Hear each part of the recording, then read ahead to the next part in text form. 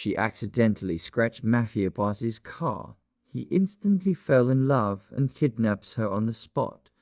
Hi, my beautiful family. I speak to you today with a heart full of love, but also with truth. Our channel is built on your strength, your love, and your support. Every story I write is written with tears, with passion, and with prayer for each one of you.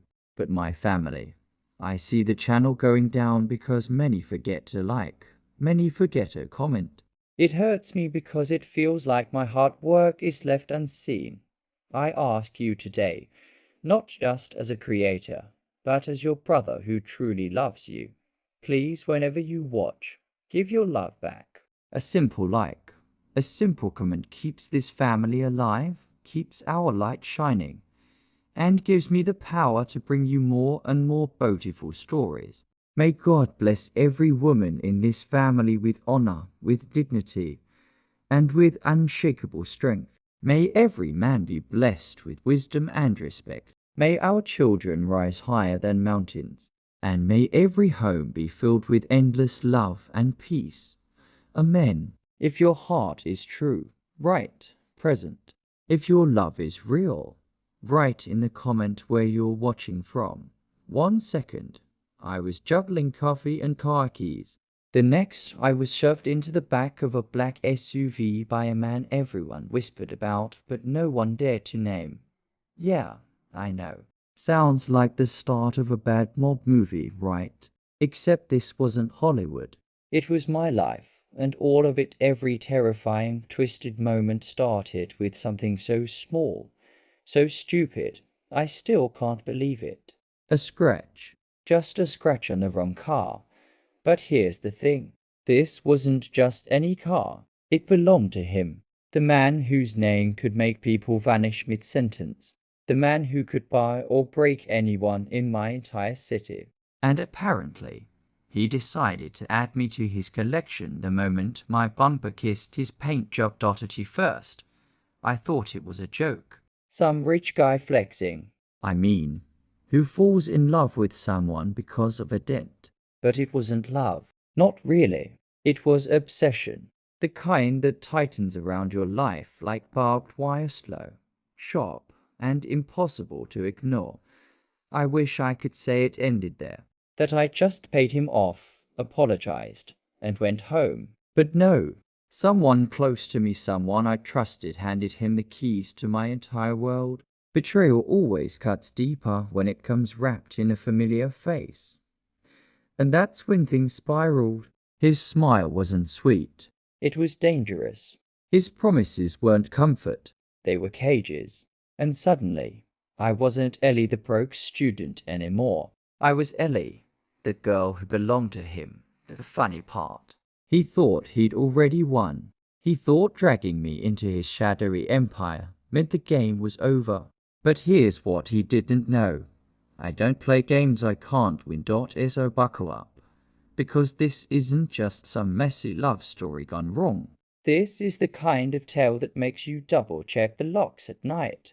The kind that proves obsession is just another word for control. And control? That can always be broken. Hey, if you love stories where justice isn't just served, it's iced, delivered, and wrapped with a bow, make sure to hit subscribe. These scripts take hours to craft, and trust me, you don't want to miss what comes next. Because if you think a scratch on a car is enough to ruin someone's life, wait until you see how I return the favor. You know how some people are born to stand out. Yeah, I wasn't one of them. I was the girl you brushed past in the grocery store without noticing. The one folding laundry in the back of a dingy laundromat while daydreaming about a life that didn't revolve around overdue rent. At the time, I was 21, juggling 2 part-time jobs, and trying to squeeze every drop of energy out of instant coffee and cheap granola bars. If exhaustion were a sport, I would have been an Olympic champion. Invisible, broke, and barely holding it together. That was me. It was late. Thursday night.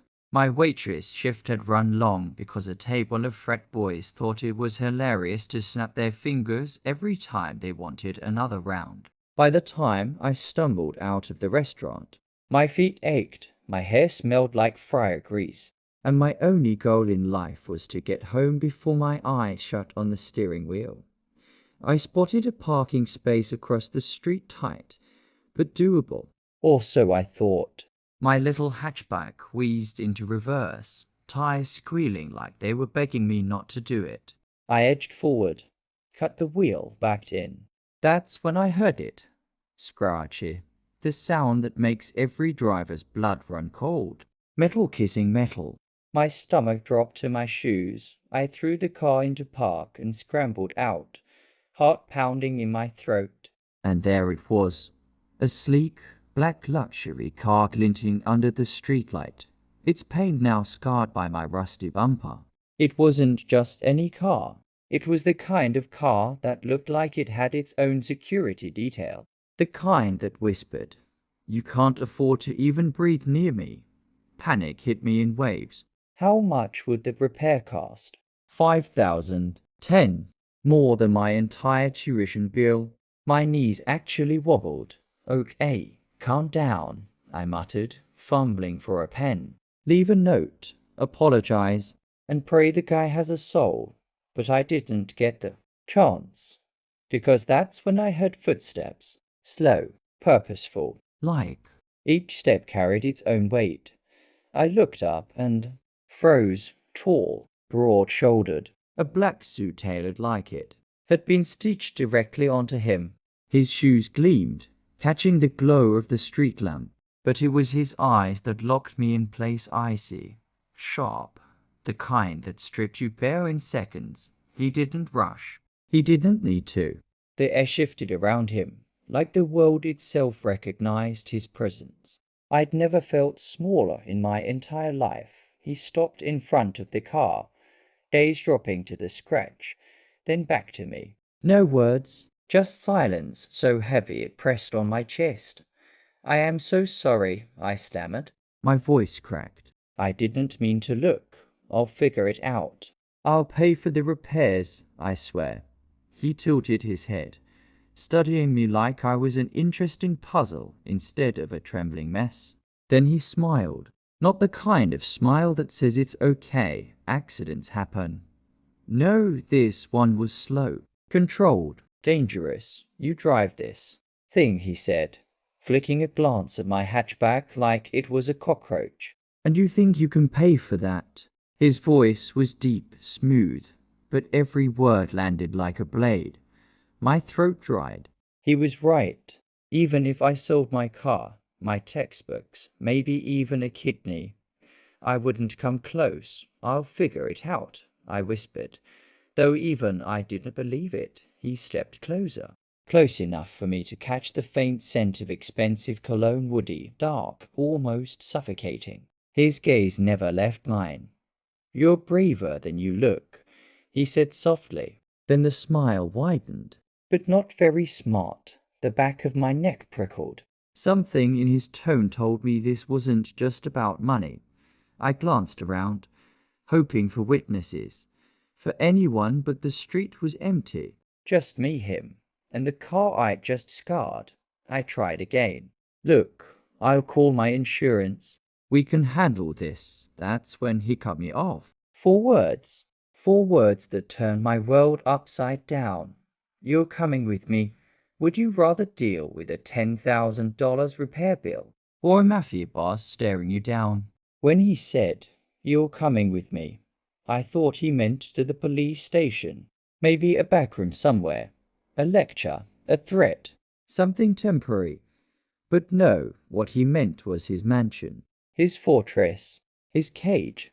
The ride there was a blur, black leather seats, tinted windows, silence so sharp it made my ears ring. Two men in the front, both built like refrigerators with guns tucked against their ribs. I kept my hands folded in my lap, praying this was some surreal nightmare. Spoiler. It wasn't. The gates loomed, first iron bars taller than houses, sliding open with the kind of smoothness that screamed money. Then the mansion appeared, sprawling and sharp-edged, glowing under floodlights like it had been carved out of the night itself. Inside, it was all marble floors and chandeliers heavy enough to crush you if they fell. I didn't belong there. My seeker squeaked against the polished stone, announcing every step I didn't want to take. He led the way, slow and deliberate, like a king parading his newest prize. "Don't look so scared," he said at one point, glancing back at me. "You're safe here. Safe. Right. Like a bird in a gilded cage is safe." From that night forward, I lived under what I can only describe as house arrest. Not the legal kind with ankle monitors and court orders, but the kind enforced by men in suits stationed at every door, every window. My room was spacious, yes, but the locks were on the outside. He called it protection. I called it prison every morning. I woke up to fresh clothes laid out for me. Designer dresses, silk pajamas, shoes that probably cost more than my entire tuition. At first, I refused. I stayed in my old jeans and t-shirts, clinging to scraps of myself. But eventually, I caved because every refusal came with that look, that quiet, patient stare that said, "You'll bend eventually." He showered me with gift jewelry, flowers, things I'd once only seen in magazines. He thought generosity could buy devotion. But when I didn't melt, when I didn't thank him like he expected, the charm cracked. "You don't understand," he told me once, voice low, eyes burning. "The moment I saw you, I knew. You were mine. Mine. Not love. Not wanted. Owned. And here's the thing about ownership. It doesn't ask for permission. It just takes." When he wasn't drowning me in presents, he was dangling threats. Not shouted, not even overt, just subtle enough to keep me off balance.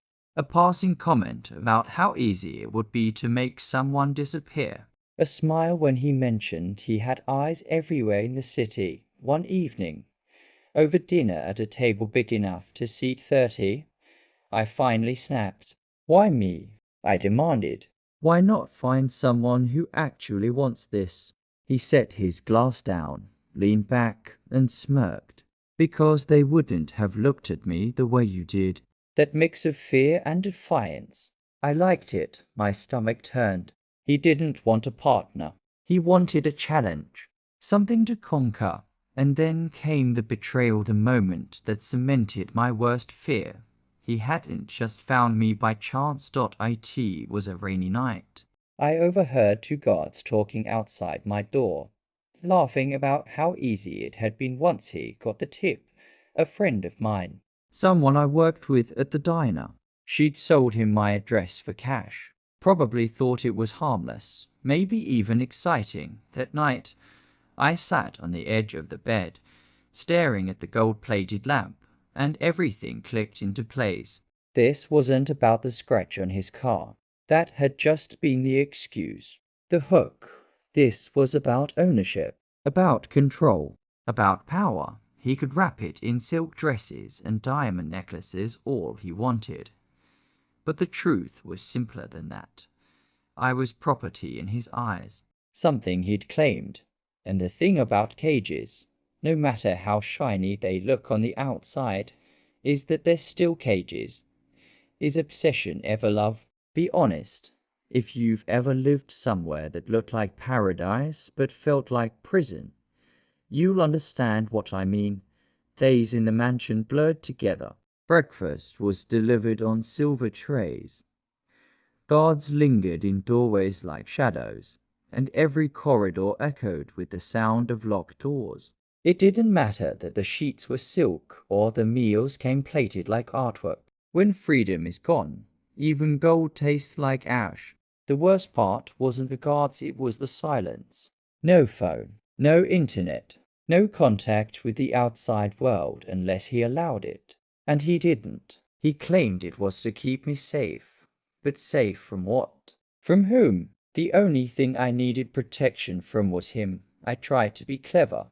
I memorized guard rotations, I tested which doors creaked, which windows were sealed. I even folded a note inside a napkin and slipped it under a tray, hoping a servant would take pity on me. But the next morning, that same napkin was laid neatly on my dresser, untouched, with a single rose placed on top. Message received. We see everything. Still, I didn't give up. One evening, when the air was thick with summer heat and the guards seemed sluggish, I made my move. I slipped barefoot down a side hallway, heart hammering so loud I was sure it would give me away. I reached the service exit, fingers brushing the cold handle when a voice behind me froze me in place. Going somewhere, Ellie? He was there, leaning casually against the wall, like he'd been waiting. His smile was calm, but his eyes were ice. I just needed air, I muttered. Weak and convincing, he stepped closer, shaking his head like a disappointed teacher. Air? You could have asked. Instead, you sneak around like a thief in my house. My house. Those two words rang in my ears, as if I was furniture he'd purchased, not a person standing there with shaking hands and a desperate heart. But instead of yelling, he laughed. And that scared me more. The next day, he made his point.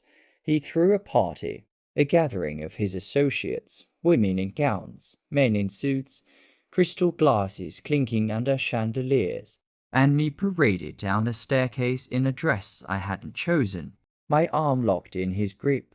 He introduced me to everyone, not as a guest, not even as a hostage, but as his fiancée. She's shy, he said with a charming grin when I stumbled over a word. But she's mine. Laughter rippled through the room, and I wanted the ground to swallow me whole. Their eyes weren't kind. Some pitied me, others envied me, but no one saw me. They saw him and his claim. I tried to protest. I'm not. His hand tightened on my waist, nails pressing just enough to warn me. His whisper burned against my ear. Play along, and so I smiled. Or at least, I stretched my lips into something resembling one. Because what else could I do? The room was filled with people loyal to him. People who would never believe me over him. Later, when the music swelled and the champagne flowed, he raised his glass for a toast. To Ellie, he announced. The woman who stole my heart the moment she crossed my path. Everyone cheered. Glasses clinked. And I stood there, hollow, knowing the truth. I hadn't stolen anything. He had, that night, when the party ended and the mansion fell quiet again. I stared at my reflection in the mirror. The dress shimmered. The jewelry sparkled. But I didn't recognize the woman wearing them. I whispered to myself, barely audible, this isn't love. It's possession. And that was the moment it clicked. If I kept stumbling blindly, if I kept letting panic drive me, I'd never escape. Not really, that's when I knew. If I didn't fight smart, I'd never get out alive. What would you do if you were trapped in luxury but couldn't leave? Silence became my weapon. I learned that screaming, begging, or even glaring only fed his ego. But silence let me think. And thinking was the one freedom he couldn't chain down. I played the role he wanted, the sweet, pliant fiancée, smiling when his friends visited, nodding at his jokes, lowering my eyes when he demanded obedience. But behind the mask, I was memorizing everything.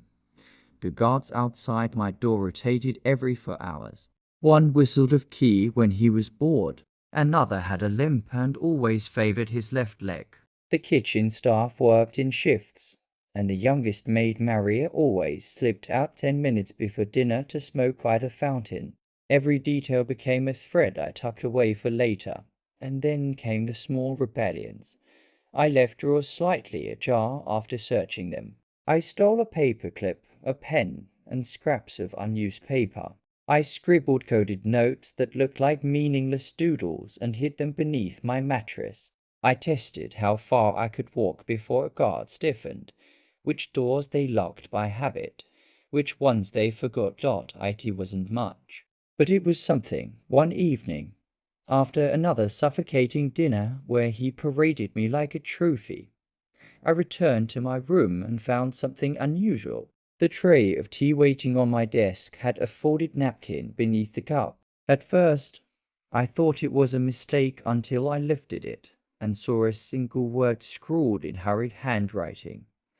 Careful, my blood ran cold. Someone in this house had noticed me. The next morning, I tested my theory. As Maria passed me in the hallway, eyes down, I whispered, "It was you, wasn't it?" She froze, then kept walking as if she had heard. But later, when she brought fresh sheets, she whispered so quickly I barely caught it, "Don't trust the driver. Guard at the east gate. He's weak." Then she left. Door clicking shut behind her. For the first time since my life had been stolen, I felt a spark of hope. From then on, Maria and I communicated in fragments. A dropped spoon, a lingering glance, a misplaced towel. Tiny signals in a house where every word was monitored. She told me who could be swayed, who couldn't, and I listened, always listened. The driver, for example, loyal only to money. Too risky. But one of the younger guards, Daniel, carried guilt in his eyes every time he locked my door. Maria said his sister had debts, and the boss kept him here out of leverage. A weak link. I started sowing seeds. Daniel, I'd say softly, handing him a cup of tea, "Do you ever miss your family?" He'd stiffen, mutter something short, but his eyes betrayed him. That longing, that ache, and little by little, I learned how to make him hesitate. Hesitation was all I needed. Meanwhile, the boss grew more comfortable. He mistook my quiet compliance for surrender. He gave me jewelry, clothes, books. I accepted them all with a smile. Inside, I imagined using every gift as a tool against him. A necklace clasp could pick a lock. A stiletto heel could wedge a door. A book spine could conceal a note. Each night, I mapped escape routes in my head. Each morning, I replayed them until they felt like muscle memory. But the real plan wasn't just leaving. It was making sure he never came after me again. Revenge wasn't loud at first. It was quiet, careful, calculated. I started planting doubts among the staff. He doesn't really care about any of us. I'd murmur when Maria changed my sheets, loud enough for Daniel to hear. We're all replaceable. Or during dinners, I'd feign exhaustion, whispering to the maid pouring wine. He says he loves me, but he watches me like a prisoner. Is that love to you? Small, poisonous seeds. And I knew eventually they'd take root. One night, as the storm rattled against the mansion's windows, Maria slipped me something wrapped in cloth. Inside was a tiny key, crude, probably handmade. "It only opens one door," she whispered. "The records room. He keeps everything there, deals, debts, blackmail. You want out. That's your weapon." My hands shook as I held it. For months, I dreamed of freedom. Now I held leverage. The thought of it kept me awake for hours. Because freedom without revenge would mean running forever. But revenge meant cutting his power at the root. The next day, I looked him in the eye for the first time in weeks and smiled, not the hollow, broken smile he was used to. A real one. He thought it meant I'd finally fallen for him. But in truth, it was the smile of a woman sharpening her blade in silence. What's your favorite outsmarting the villain moment from a movie or story? Drop it below. Rumors move faster than bullets. I knew that, and I used it. It started small. A whisper in the kitchen. A casual comment dropped near a guard. "The boss doesn't seem himself lately, does he?" Then another. "Funny how the shipments keep going missing." None of it was traced back to me. Not directly. I just planted the seeds, and people who were already tired of serving him watered them, and soon I watched the first cracks appear. the men at his table, once loyal, laughing, and greedy, now eyed him with suspicion. His charm, the thing he wielded like a blade, began to look more like desperation. Every smile too forced, every joke a little too sharp. I could see it in the way they leaned back when he spoke, like his shadow had grown too heavy to sit beside. Meanwhile, my allies kept playing their roles. Maria forgot to relay messages. Daniel lingered too long before obeying orders, planting just enough doubt in the boss's mind that he snapped at him in front of others. And me, I stayed quiet, perfect, obedient. The image of a fiancée who had nothing but adoration in her eyes. Inside, I savored every second. The more I complied, the less he suspected. And the less he suspected, the more he spiraled. His paranoia grew like a wildfire. Who told them about my accounts? He barked one night, slamming his glass so hard it shattered. Who's feeding lies to the press? No one answered, but the silence was damning. I could feel the tension in the room like static before a storm. And oh, the press. That was my favorite part. Somehow mysteriously, anonymously, documents from his records room found their way into the right hands. Not the police, not yet, but bloggers, independent reporters, social media vultures. Suddenly, everyone had questions about the untouchable boss with too many offshore accounts and too many enemies. For years, he'd been a ghost, feared, respected, invisible. And now, his name trended with words like fraud, scandal, and where did all the money go? I'd watch him pace in his office, muttering to himself, checking and rechecking files. They're lying, he'd snarl. All lies.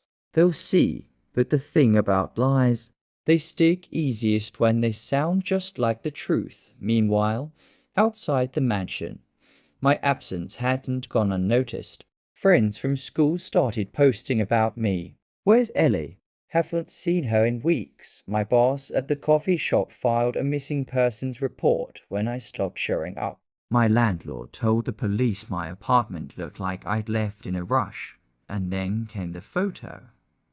One of the guards, greedy, sloppy, took a picture of me in the garden, sent it to someone for cash. Within hours, it hit the internet. I wasn't tagged, but my friends recognized me.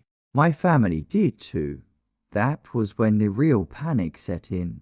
Not for me, for him, because suddenly the whispers weren't just in his circle. They were everywhere. News outlets speculating. Neighbors whispering about the girl who disappeared and now showed up in blurry photos behind mansion gates. And the boss, he lost his grip. He started lashing out, firing staff at random, accusing his most loyal men of betrayal. He even smashed a phone against the wall when he caught Maria glancing at me for too long at night. I could hear him pacing the halls, voice low, sharp, dangerous, talking to no one, or maybe to everyone he thought was watching. He'd come into my room sometimes, standing in the doorway, eyes burning like coals. You believe me, don't you? He asked once, his tone eerily calm. You know I'd never let anyone hurt you. I love you. I forced a smile, my stomach twisting. Of course, I know, and in that moment, I realized something terrifying. He didn't just want me to stay. He wanted me to believe. His obsession wasn't satisfied with possession, it craved validation. And the less he got it from the outside world, the harder he pressed for it from me. Which meant I didn't just hold his weakness. I was his weakness, and that's when the real danger began. Because a desperate man with power is the most unpredictable thing in the world. Should she expose him to the world, or destroy him from the shadows? Leverage doesn't just fall into your lap. You have to bleed for it. Or in my case, wait. Watch. Memorize. For weeks I played the perfect fiancé, smiling when he entered a room, nodding at his every command, pretending I didn't notice how his hand shook when he poured another glass of whiskey, but behind the curtain. I collected pieces. A loose-lipped guard bragging about cleaning up bodies on the phone. I kept the recorder tucked inside my sleeve, Marius slipping me a file when no one was looking, ledgers, coded names, offshore accounts. I memorized every page before sliding it back, and one night, when he stormed out mid-call, I crept into his office and found the Holy Grail, a flash drive, password protected, but he wasn't as clever as he thought. His mother's birthday. Inside, everything. Wire transfers, bribes, contracts with signatures that could ruin careers. His empire, condensed into a neat set of files, humming quietly in the palm of my hand. Did I run? No, that's what he expected. And a man like him he hunts. Running only gives him the thrill. So I stayed, waiting, quiet, invisible, every morning. I sipped tea beside him like nothing had changed. Every evening, I pretended to drift off to sleep while my mind raced with scenarios. How do you take down a man who owns fear itself? Answer. You let him collapse under the weight of his own arrogance, because he thought I loved him. He thought my silence meant surrender, and silence can be deadly if you know how to wield it. I began planting my own seeds. A question here, a doubt there, making sure his men suspected each other, not me. And while they tore themselves apart, I tightened my grip on the truth, the recordings, the ledgers, the flash drive. They became my arsenal, not weapons for escape, weapons for destruction. One night, as he leaned close, whispering, "You belong to me, Ellie," I smiled back and said, "Of course," and in my head, I whispered something else. Not for long, because sometimes the best revenge isn't loud, it's when they never see it coming. The fall didn't come in an explosion. It came in whispers, rumors, and headlines that stacked like dominoes until the whole empire shook. By the time the authorities raided his accounts, by the time his men turned on each other like starving wolves, I was already gone. Not hiding, gone. Out of reach.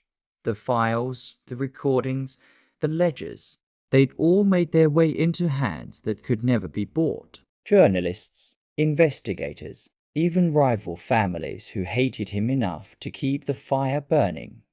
And me, I didn't slip away in the middle of the night like some frightened bird. No, I walked out in daylight, head high, wearing the ring he forced onto my finger like armor. The guards didn't stop me. They were too busy wondering who among them had betrayed him. That's the beauty of paranoia. It eats you alive before your enemies even touch you. He tried to call me. 20 missed calls in 1 hour. Then silence. Because by then, he understood. I wasn't his fiancé. I was his undoing. Do you know what freedom feels like after months of gilded captivity? It's not just the air on your face or the weight lifted from your chest. It's the clarity. The realization that the person who once terrified you is just a man unraveling because someone he underestimated turned out sharper than his entire empire. I didn't go back to being the same girl who scratched a car and stammered apologies.